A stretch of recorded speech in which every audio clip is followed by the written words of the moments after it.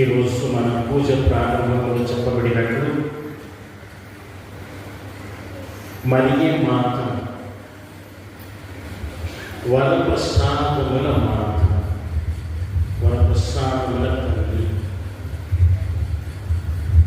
అని మనం ధ్యానించబోతున్నాం. ఇక్కడ మరియే మాతకు వరములను అనుగ్రహములను ఆమె మధ్యవర్తిత్వము ద్వారా దేవుడు అనుగ్రహిస్తాడు అని మనకు తల్లి అయిన శ్రీ సభ బోధిస్తుంది. కానీ మరియ తల్లికి ఇంత ప్రాముఖ్యత ఎందుకు? మరియ తల్లి ద్వారా మనకు దేవుని యొక్క అనుగ్రహాలు ఆమె ద్వారా ఎందుకు వస్తాయి? మనం మొదటి పట్టణంలో చదువుకున్నాం, దేవుని యొక్క అనుగ్రహాలు మనకు ఎవరి ద్వారా వస్తాయని కొన్ని పౌలుగా తిమోతికి రాసిన లేఖలో స్పష్టంగా చెప్తున్నాడు. ఏమని? యేసు ప్రభు యొక్క మధ్యవర్తిత్వం ద్వారానే మనకు అనుగ్రహాలు వస్తాయి. యేసు ప్రభు మధ్యవర్తిత్వం ద్వారానే మనకు రక్షణ వస్తుంది అని పౌలు గారు స్పష్టంగా చెప్తున్నాడు. కానీ మరి మరియ తల్లి మధ్యలో ఏంటి? మరియ తల్లిని మనం ఎందుకు మధ్యలో ఎదిగించాలి? దేవుడు ఎలాగో యేసు ప్రభు ద్వారానే తన యొక్క అనుగ్రహాలు ఇస్తానని చెప్తున్నాడు కదా. మరి మరియ తల్లి యొక్క స్థానం ఏంటి ఇక్కడ? ఆమె ద్వారా మనకు ఎందుకు అనుగ్రహాలు వస్తాయి అనే ప్రశ్న చాలా మందిలో కలుగుతుంది. ఇది మనందరికీ కూడా అర్థం కాని విషయం కూడా కొన్ని సందర్భాలు. కానీ మనము బైబిల్ గ్రంథాన్ని మన తిరుసభ యొక్క ఈ చరిత్రకారులని, మనం తిరుసభకు రాసిన మన ఫాదర్స్, చర్చ్ ఫాదర్స్ని, వారి సందేశాలను మనం చూసినట్లయితే మరియ తల్లికి దేవుడు ఇచ్చిన గొప్ప స్థానం ఏంటో అర్థమవుతుంది.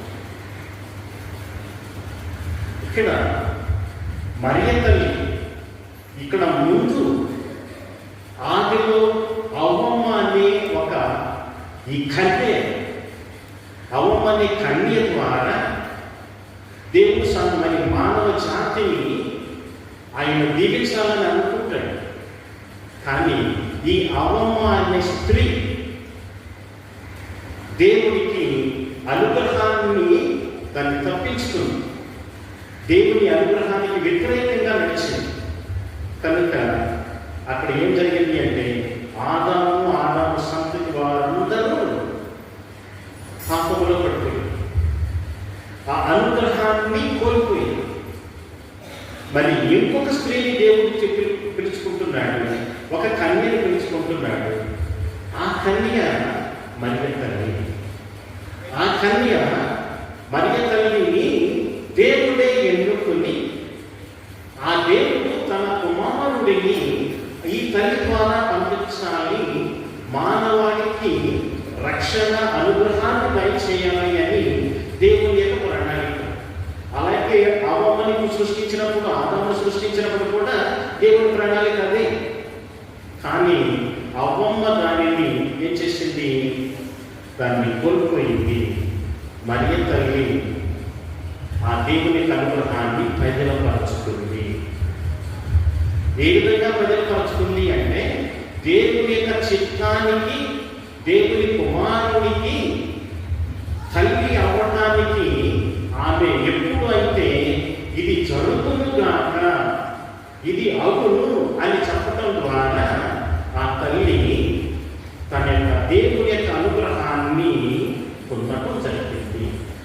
ఎప్పుడైతే ఆ మరియ తల్లి దేవుని యొక్క అనుగ్రహాన్ని పొందిందో, ఆ అనుగ్రహం ద్వారా తన కుమారుడిని యేసు ప్రభువుని కంది, ఆ యేసు ప్రభువు ద్వారా మనకు రక్షణ వస్తుంది అని మన శ్రీ సభ యొక్క ఫాదర్స్, చర్చ్ ఫాదర్స్ చెప్తుంటారు.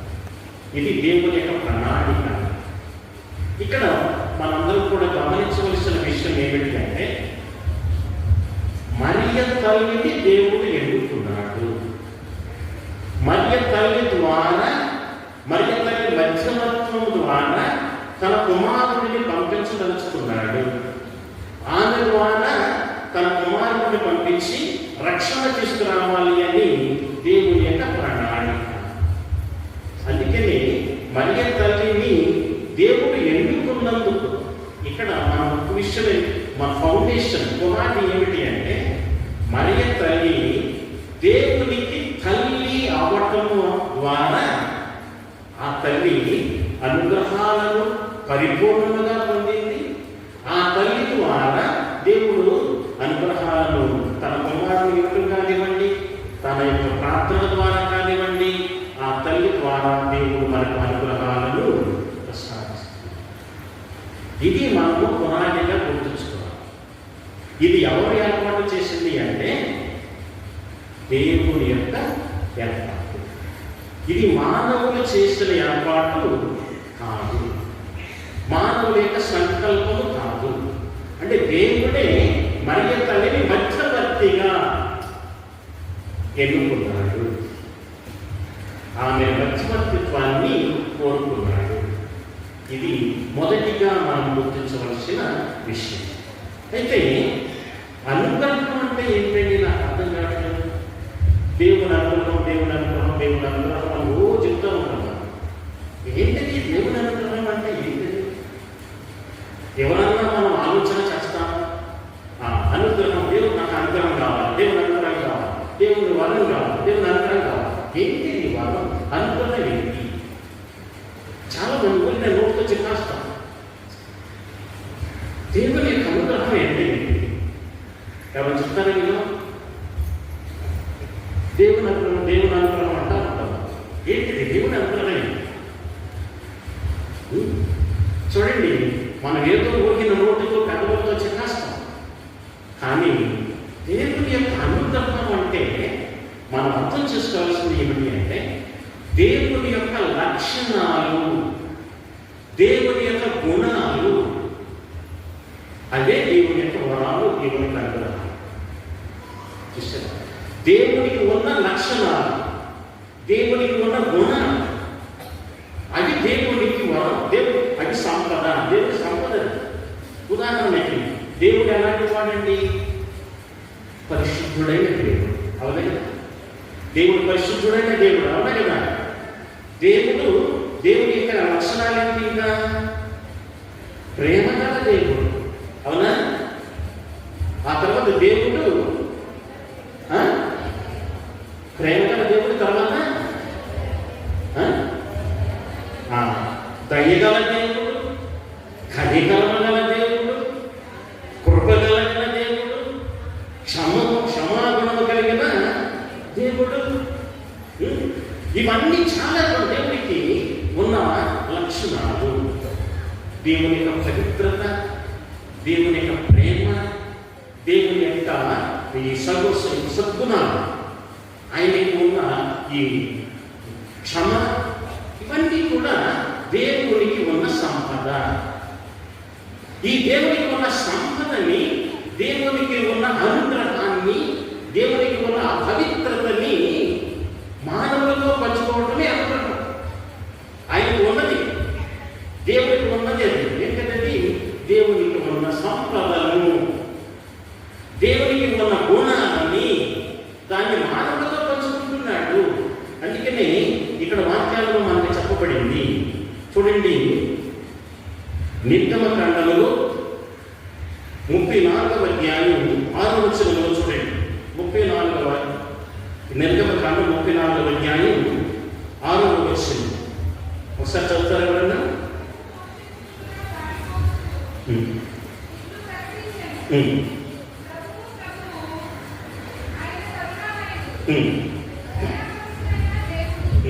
సులభంగా పంపుకొనివాడు కాడు, నిత్యము ప్రేమ చూపువాడు, నమ్మదగిన వాడు.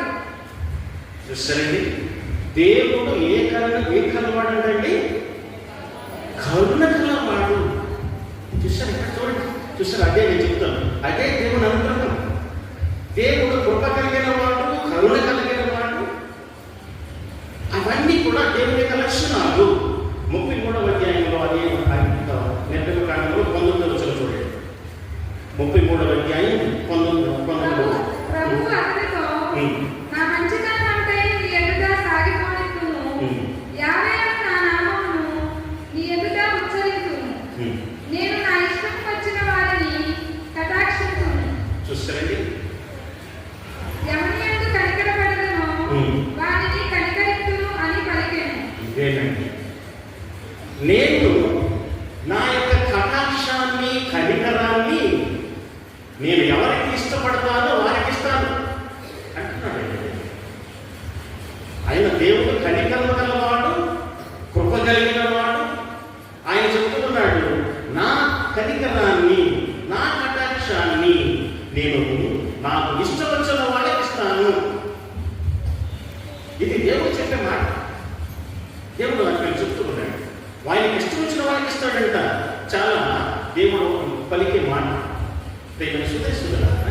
దేవుని యొక్క లక్షణాలని, దేవుని యొక్క గుణాలని తనకి ఇష్టం వచ్చిన వాళ్ళకి ఇచ్చి వారిని తన యొక్క పనిని నెరవేర్చుకుంటాడు దేవుడు. తన యొక్క కర్తవ్యాన్ని నెరవేర్చుకుంటాడు దేవుడు. ఉదాహరణకి పాత నిబంధన గ్రంథంలో చాలా మంది దేవుని యొక్క అనుగ్రహాన్ని పొందిన వాళ్ళు ఉన్నారు. చూడండి, ఇక్కడ నోవా తన యొక్క దేవుని అనుగ్రహం పొందాడు. అబ్రహాము దేవుని యొక్క అనుగ్రహాన్ని పొందాడు. అబ్రహాము దేవుని అనుగ్రహం ఏమని అనుగ్రహం పొందాడు చెప్పండి? అబ్రహాముకి దేవుని ఇచ్చిన అనుగ్రహం ఏంటండి? అబ్రహాముకు దేవుని ఇచ్చిన వరం ఏంటండి? అనుగ్రహం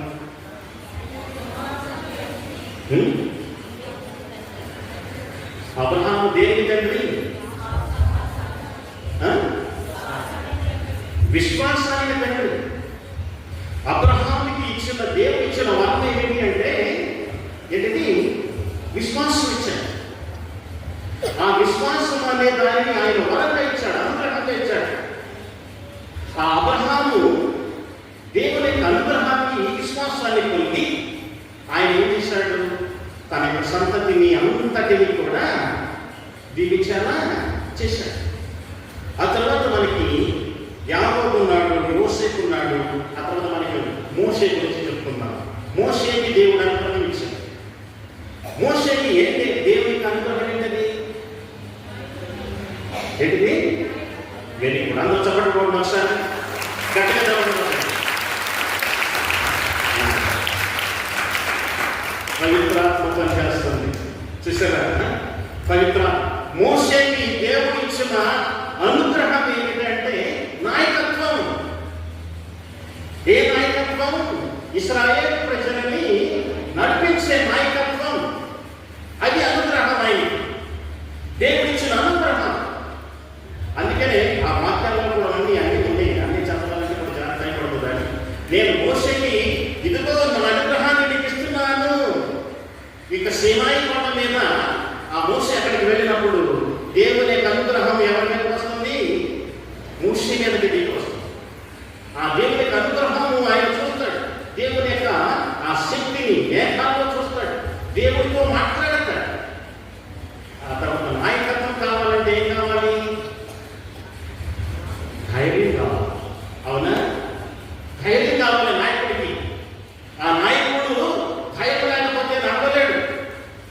ఆ నాయకుడికి, మోషేకి దేవుడు ఇచ్చిన ఇంకొక అనుగ్రహం ఏమిటి అంటే ధైర్యం. ధైర్యం ఇచ్చాడు. తర్వాత మోషేకి దేవుడు ఇచ్చిన అనుగ్రహం ప్రార్థన శక్తి. ప్రార్థన చేసుకుని అనుగ్రహం ఇచ్చాడు. ఆయన ప్రార్థన చేస్తే ఎన్నో అద్భుతాలు జరిగినాయి. అవునా? మోషే ప్రార్థన చేస్తే ఎన్నో అద్భుతాలు జరిగినాయి. కనుక మోషేని దేవుడు ఏ విధంగా ఉపయోగించుకున్నాడంటే ఒక నాయకుడిగా ఉపయోగించుకున్నాడు. ఉపయోగించుకున్నాడు. ఆ నాయకత్వం వచించాలి అంటే ఆయనకు ధైర్యం ఇచ్చాడు, ఆయనకి ప్రార్థన శక్తిని దయచేశాడు. అది దేవుడు అనుగ్రహం, దేవుడు ఇచ్చిన అనుగ్రహం. మోషే ప్రవక్త చూసారా? ఇలా ప్రియమైన సోదరి సోదరులారా, పాత నిబంధన గ్రంథంలో దేవుడు ఈ యొక్క ప్రజలకు దేవుని అనుగ్రహాన్ని ఇవ్వటం మనము ఎంతో మంది ద్వారా చూస్తున్నాం. అయితే ఇక్కడ మరి మరియ తల్లి దగ్గరకు మనం వస్తాం. మరియ తల్లికి దేవుడు ఏ అనుగ్రహం ఇచ్చాడంటే, మరియ తల్లికి దేవుడు ఏ అనుగ్రహం ఇచ్చాడు? దేవుని యొక్క దూత వచ్చి చెప్తున్నారు కదా మరియ తల్లితో, ఏమనుగ్రహం ఏం చెప్తున్నారు? అనుగ్రహ పరిపూర్ణురాల అంటున్నారు కదా. అనుగ్రహ పరిపూర్ణురాల, నీకు శుభము అని చెప్తున్నారు. ఏమనిపించాడండి దేవుడు మరియ తల్లికి? ఏమన్నది చెప్పండి? దేవునికి కుమారునికి తల్లిగా అయ్యే వరం ఇచ్చాడండి. ఏమిచ్చాడు? దేవుని కుమారుడు యేసు ప్రభువుకి తల్లిగా అయ్యే అనుగ్రహం ఇచ్చాడు, వరం ఇచ్చాడు. అది మొదటి అనుగ్రహం. దేవుని కుమారునికి తల్లిగా అయ్యే ఆ వరం ఆ మరియమ్మ గారికి ఇచ్చాడు. అంతకంటే గొప్పవారు ఇక వెనకాల ఎవరికైనా వస్తా, ఎవరికైనా వాడన్నది. అందుకనే ఈ కేవలం దేవుని యొక్క కుమారునికి తల్లిగా అవ్వాలి అంటే ఈ మరియ తల్లిలో అనేక అనుగ్రహాలు, వరాలు రావాలి. ఏ వరాలు రావాలి? పవిత్రత రావాలి. అవునా? మరియ తల్లిలో పవిత్రత ఉంటేనే దేవుడు పుడతాడు. మరియ తల్లిలో ఆ పరిశుద్ధత్వం ఉంటేనే దేవుడు ఆమె ద్వారా పుడతాడు. అంటే దేవుడు మరియ తల్లికి ఏమిచ్చాడు? పవిత్రతని ఇచ్చాడు, పరిశుద్ధత్వాన్ని ఇచ్చాడు. అందుకనే మరియ తల్లి దర్శనమిచ్చినప్పుడు ఏం చెప్తున్నారు? నేను నిష్కలంక మాతని. ఏం చెప్తున్నారండి? నిష్కలంక మాత అంటే నేను పాపము లేకుండా జన్మించిన మాతని అని ఆమె చెప్తున్నారు. పాపము లేని మాత, నాలో ఏ పాపము లేదు అంటే దేవుడు మరియ తల్లిని పరిశుద్ధురాలుగా చేస్తారు. ఇక్కడ ప్రియమైన సోదరి సోదరులారా, మనందరం కూడా ఇది మనం జ్ఞానం చేయాలి. లేకపోతే మరియ తల్లి గురించి ఏమేదో మనమేదో పూర్తిగా అర్థం కాదు. అందుకనే ఆ మరియ తల్లిలో పరిశుద్ధత్వాన్ని దేవుడు ఇచ్చాడు. ఇంకా మరియ తల్లిలో చాలా గుణాలు ఉన్నాయి. ఇంకా అవన్నీ కూడా మనందరికీ కూడా అందరికీ తెలుసు. మరియ తల్లిలో ఇంకా ఏం గుణాలు ఉన్నాయంటే ప్రార్థన గుణం ఉంది. అవునా? మరియ తల్లికి విధేయత గుణం ఉంది, ఒబీడియన్స్ ఉంది. మరియ తల్లికి విశ్వాసం ఉంది. మరియ తల్లి ఆమె ఎప్పుడు కూడా దేవుని యొక్క అనుగ్రహానికి లోబడి జీవించింది.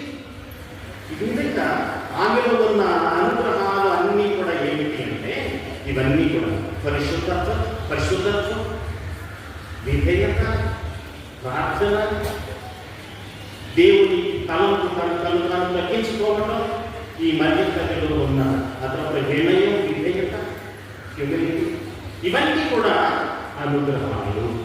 చూసారా? మరియ తల్లిలో దేవుడు ఇచ్చిన అనుగ్రహాలు.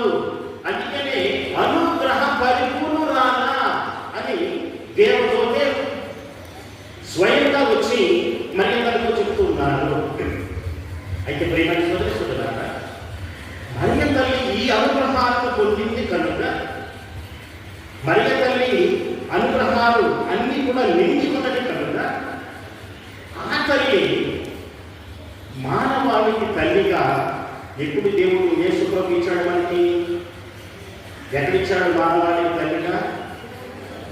ఎక్కడిచ్చాడు? శిలువ కింద. ఆ శిలువ మీద వేలాడుతున్న యేసు ప్రభు మరియ తల్లిని చూపించి యోహానుతో చెప్తాడు, యోహాను ఇదిగో నీ తల్లి. ఆ తర్వాత తల్లితో చెప్తున్నాడు, ఇదిగో నీ కుమారుడు అని. మనందరికీ కూడా మానవాళికి ఒక తల్లిగా యేసు ప్రభువే అర్పణ చేశాడు. యేసు ప్రభువే మనకు తన తల్లిని, ఆ తల్లి ద్వారా ఇల్లుచాడు ఈ లోకానికి. ఈ తల్లి ద్వారా మనం పుట్టాలి, ఈ తల్లి ద్వారా మనం కూడా అనుగ్రహాలు పొందాలి, ఈ తల్లి ద్వారా దేవునికి దీవెనలు మనం పొందాలి, వరాలు మనం పొందాలి అని యేసు ప్రభు ఆయన తల్లిని మనకు కూడా తల్లిగా ఇచ్చాడు. అందుకని ఆమె ముందుగానే మనకు కూడా తెలుసు. కానాపల్లి వివాహంలో జరిగిన సంగతి ఎవరి దగ్గరికి వెళ్ళి మన తల్లి ఎవరి దగ్గరికి వెళ్ళి అడిగింది, నీకు ఇది ద్రాక్షరసంగా, అక్కడ వాళ్ళకి ద్రాక్షరసం లేదండి. కానీ వాళ్ళ దగ్గర డబ్బులు లేవు, పేదవాళ్ళు, మరి వాళ్ళకి ద్రాక్షరసం అయిపోయింది అని చెప్పడం ద్వారా ఆ తల్లి తన కుమారుడిని ఏం అడగబోతుంది అంటే, తన కుమారుడు ఏదో ఒక అద్భుతం చేయగలడు అని ఆమెలో విశ్వాసం ఉంది. అందుకని ఆ తల్లి తన యొక్క ఆ యొక్క వివాహం, కానాపల్లి వివాహం యొక్క కుటుంబాన్ని, ఆ కుటుంబం కోసం తన కుమారుడిని ప్రార్థన చేసింది. తన కుమారుడిని ప్రార్థన చేసి ఆ కుమారుని ఇచ్చిన వారము అనుగ్రహం ఏమిటి? అక్కడ ఏం జరిగింది? అనుగ్రహం నీరు ద్రాక్షరసంగా మారటము. అది దేవుని అనుగ్రహం. నీరు ద్రాక్షరసంగా మారడం అది అద్భుతం. దేవుని యొక్క అనుగ్రహం అక్కడ పొందారు. అంటే ప్రియమైన సోదరులారా, మనం గుర్తుంచుకోవలసిన విషయం ఏమిటి అంటే, ఆ తల్లి కానాపల్లి వివాహంలో ఏ విధంగా అయితే తన కుమారుడిని అనుగ్రహాలు అడిగి ఇచ్చిందో, ఈనాడు మనందరికీ కూడా ఒక తల్లిగా మన అందరి యొక్క అవసరాలను తన కుమారుడికి చెప్తుంది. తన కుమారుడు ద్వారా మనకు తన దేవుని అనుగ్రహాలు మనకు ఇస్తుంది. అంటే మరియ తల్లి యొక్క మధ్యవర్తిత్వము ఇక్కడ దేవుడు కోరుకుంటున్నాడు. అంటే మరియ తల్లి యొక్క ఆమె ఎందుకు కావాలి? డైరెక్ట్గా యేసు ప్రభువునే మనం అడుకోవచ్చుగా? అది ఇక్కడ నేను అడిగిన ప్రశ్న. యేసు ప్రభువునే డైరెక్ట్గా మనం అడుకోవచ్చుగా? మరియ తల్లి ఎందుకు మధ్యలో అంటే, ఇందాక పౌలు గారు చెప్తున్నాడండి, ఆయన చెప్పిన మాటల్లో చాలా మనకి బాగా అర్థం చేసుకోవాలి. మనందరం కూడా మనందరం ఏం చేయమంటున్నాడు? ఆయన మనందరినీ ఏం చేయమంటున్నాడు? తిమోతి రాసిన లేఖలో ఆ పౌలు గారు వచ్చి ఏం చెప్తూ ఉన్నాడు? మీరు ప్రపంచంలో ఉన్న నాయకుల కోసం, అవసరాలు ఉన్న వాళ్ళ కోసం ఏం చేయమంటున్నాడు? ఆయన ఏం చేయమంటున్నాడు? ప్రార్థన చేయమంటున్నాడు. అంటే మన మధ్యవర్తిత్వము దేవుడికి అవసరమా కదా? అంటే మనల్ని మధ్యవర్తులుగా చేసుకుంటున్నాడా లేదా? చేసుకుంటున్నాడా? చేసుకుంటున్నాడు. మనందరినీ కూడా ప్రార్థన చేయమంటున్నాడు ఆయన. మీరు ప్రార్థన చేయండి. ఎవరి కోసం ప్రార్థన చేయమంటున్నాడు? నాయకుల కోసం ప్రార్థన చేయమంటున్నాడు. అవసరాలు ఉన్న వాళ్ళ కోసం ప్రార్థన చేయమంటున్నాడు. మనం ఏమి లేదైతే మధ్యవర్తిత్వాన్ని దేవుడు మన ద్వారా ఆయన కోరుకుంటున్నాడు. మరి తల్లి యొక్క మధ్యవర్తిత్వం కూడా దేవుడు కోరుకుంటున్నాడు. ఇప్పుడు నేను కూర్చేస్తున్నాను ఇక్కడ ముగ్గురు. అవునా కదా? మీరే డైరెక్ట్గా దేవుడికి చెప్పేసుకోవచ్చుగా? అవునా? దేవుడికి నేనే డైరెక్ట్గా ప్రార్థన చేసేసుకుంటానే, నాకు పూజ అవసరం లేదు అనుకోవచ్చుగా? దేవుడు కోరుకునేది ఏంటిది? ఈ మధ్యవర్తిత్వం ద్వారా, ఈ గురువుల ద్వారా, ఈ దివ్యబలి పూజ ద్వారా దేవుడు మనల్ని ప్రార్థన చేయమంటున్నాడు. ఈ పూజ ద్వారా మన మధ్యవర్తిత్వాన్ని, మీడియేటర్షిప్, మనల్ని ద్వారా దేవుడికి మన ప్రార్థనలు అర్పిస్తున్నాము. ఇది దేవుడు మనల నుండే కోరుకుంటే, మరి మరియ తల్లిని కోరుకోడా? మరి మరియ తల్లిని కోరుకుంటున్నాడని మనకి ఎన్నో నిదర్శనాలు మనకి కనబడుతున్నాయి. ఉదాహరణకి మెక్సికో దేశంలో గోడలుంటే ఒక పెద్ద గోడలుంటే మెక్సికో దేశం, ఆ మెక్సికో దేశంలో ప్రజలందరూ కూడా విశ్వాసాన్ని కోల్పోయి విచ్చలవిడి జీవితం జీవిస్తూ, చాలా దుర్మార్గపు జీవితం జీవిస్తూ, అనేక దురమార్గులకు బానిసలై జీవిస్తున్న సమయం. ప్రజలందరూ కూడా విచ్చలవిడిగా జీవించే ఆ ప్రజల యొక్క ఆ జీవితం ఎక్కడ ఆ సమయంలో తల్లి అక్కడ ప్రశ్నించారు. గోడలుంటే మాట అక్కడ ఒక కొండ మీద ఒక కుమారుని అతనికి గొర్రెలు కాచుకుంటూ ఉంటుంటే అతనికి దర్శనమిచ్చి ఆ తల్లి ఆయన సందేశాన్ని ఇచ్చారు. ప్రియమైన సోదరి సోదరా, ఆ తల్లి ఎప్పుడైతే ఆ మరియ తల్లి తన యొక్క ఒక వ్యక్తికి దర్శనమిచ్చి అక్కడ సందేశాలు ఇచ్చారో ఆ దేశం మొత్తం ఏమైపోయింది? ఏం చేశారు వాళ్ళు? మారు మనస్సు పొందారు. చెప్పండి ఒకసారి, ఏం పొందారు? మారు మనస్సు పొందారు. ఈ మెక్సికో దేశస్తులు ఇప్పుడు చాలా విశ్వాసులు మరిగతాన్ని అంటే బడి తెచ్చుకున్నారు. వాళ్ళు వారి యొక్క పాప జీవితముల నుండి విముక్తులై మారు మనసు పొంది మంచి విశ్వాసమైన క్రైస్తవులుగా మారిపోయారు. ఆ మారు మనసు అనేది అది దేవుని ఏంటది? అనుగ్రహము. ఏం చెప్తారు అది? చెప్పండి. మారు మనస్సు దేవుని అనుగ్రహం. చూసారా, మనలో మారు మనసు రావడానికి అది దేవుడు మనకి ఇచ్చిన అనుగ్రహం. పశ్చాత్తాపం రావడానికి దేవుడు మనకి ఇచ్చిన అనుగ్రహం. ఎవరి ద్వారా ఇచ్చాడది? మరి తల్లి మధ్యవర్తిత్వం ద్వారా దేవుడు ఆ దేశానికి ఇచ్చాడు. చూసారా, ఇది దేవుని అనుగ్రహం. పశ్చాత్తాపం, మారు మనసు, ఇవన్నీ కూడా దేవుని యొక్క అనుగ్రహం పొందారు. అది ఇక్కడ మనకి ఉంది కదా, లూర్దు మాతని, ఫాతిమా మాతని, వెలాంగిని మాతని. వెలాంగినిలో ముఖ్యంగా అక్కడ జరిగినది ఏంటిది? ఒక కుంటి వ్యక్తి బాలుడు, అతడు నడవలేని పరిస్థితి. ఒక బాలునికి, కుంటి బాలునికి పరిగెత్తని దర్శనమిచ్చింది. అక్కడ దేవుడు చేసినది ఏంటిది? దేవుని అనుగ్రహం ఏం జరిగింది? అక్కడ ఏం జరిగింది? కుంటివానికి స్వస్థత జరిగింది. కాలు వచ్చింది. చూసారా, ఆరోగ్యం వచ్చింది. అక్కడ ఈ స్వస్థతని, ఆ కుంటితనాన్ని పోగొట్టుకోవటం, ఆరోగ్యం రావటం ఏంటిది? ఏమంటారు దానిని? దేవుని అనుగ్రహం. గట్టిగా చెప్పండి, దేవుని అనుగ్రహం. అదేనండి దేవుని అనుగ్రహం. ఆ ఆరోగ్యాన్ని, ఆ మంచి ఆరోగ్యం ఉంటుందే దేవుని అనుగ్రహం. దేవునికి దీవెన అని ఆ మరియ ఎవరి ద్వారా జరిగినది?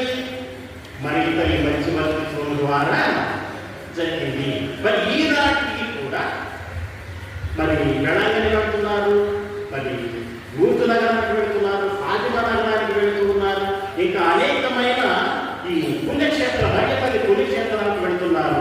అక్కడికి వెళ్ళి అనేక మంది అనేక అనుగ్రహాలు, వరాలు పొందుతున్నారు. ఎవరి మధ్యవర్తిత్వం ద్వారా? మరి చెప్పండి, గట్టిగా చెప్పండి. మరియతల్లి మధ్యవర్తిత్వం ద్వారా. ఇది ఎవరి యొక్క ప్రణాళిక? దేవుని యొక్క ప్రణాళిక.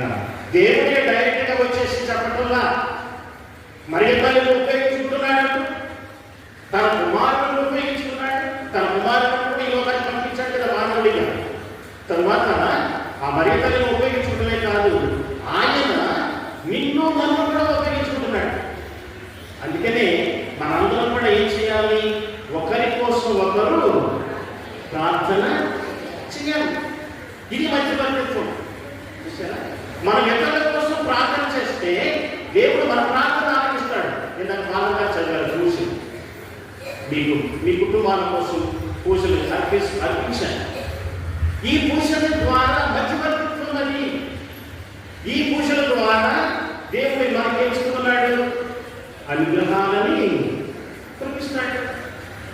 ఈ పూజ ద్వారా దేవుడు మనకు వరాలు ఇస్తున్నాడు. ఆ ఏ వరమైనా వచ్చు. నీకు ఏ వరం కావాలి? కావాలని కోరుకుంటున్నావో, ఆ దేవుడిని ఏదనుకుంటున్నావో, ఈ పూజ ద్వారా దేవుడు నీకు అనుగ్రహాన్ని ఇస్తున్నాడు.